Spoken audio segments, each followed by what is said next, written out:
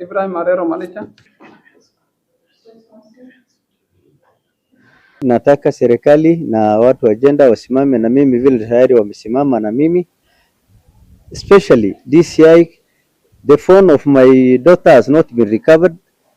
It looks like this matter need another deep intelligence investigation so that the more evidence will be provided during the processing of this issue. I appreciate the stakeholders for their standing with me to make sure that the witnesses will be availed at the rightful time when that time comes. So we are here together with this family and also the other stakeholders here in Isiolo to follow keenly on this case. This is the first mention. As such, the law requires that a mental assessment be done before plea is taken.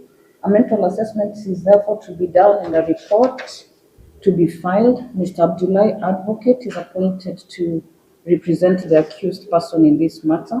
The matter will be mentioned on the 20th of August to confirm progress and to give a date for plea. The accused person will be remanded at Isiolo GK prison until then.